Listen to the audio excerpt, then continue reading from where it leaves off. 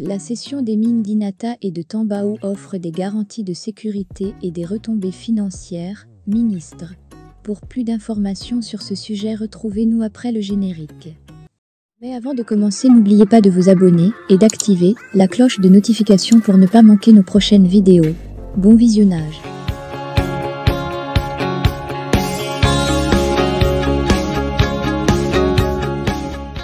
La cession des mines d'Inata et de Tambao à Afroturk va permettre à l'État d'acquérir des moyens stratégiques de surveillance et de combat contre le terrorisme et de récolter des taxes et des dividendes, a affirmé le ministre en charge des mines, Simon-Pierre Boussim.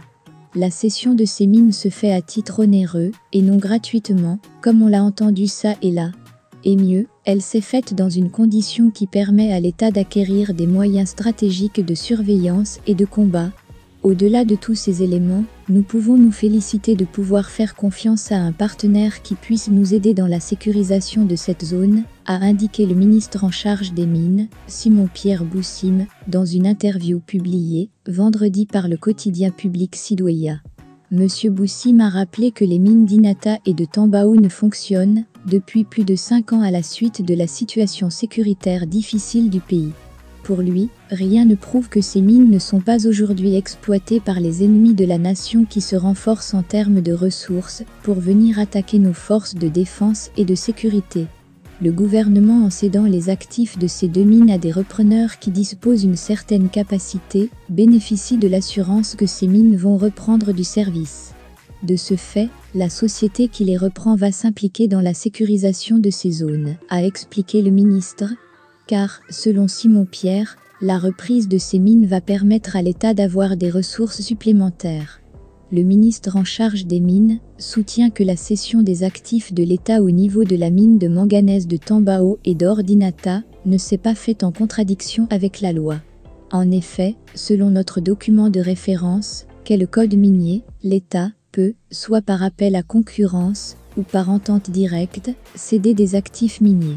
Cette disposition du Code n'est pas d'ordinaire, car elle prend en compte le caractère stratégique des actifs miniers. Ces actifs stratégiques devraient donc servir les intérêts stratégiques de l'État, dit-il.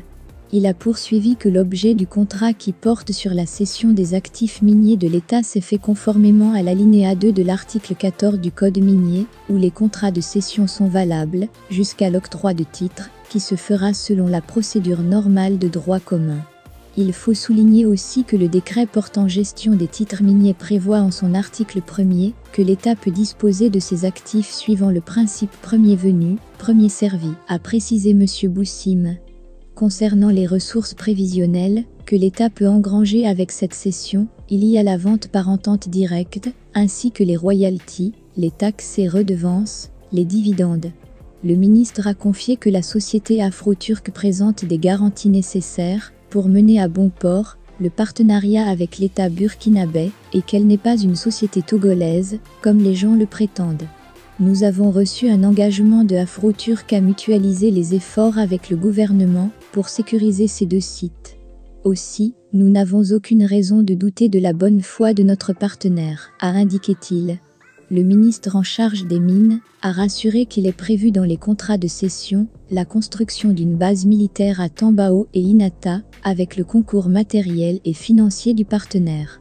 Simon-Pierre Boussim a insisté que c'est une bonne chose que des nationaux prennent des parts dans les sociétés auxquelles le gouvernement burkinabé vient d'accorder sa confiance pour l'exploitation des mines d'or d'Inata et de manganèse de Tambao.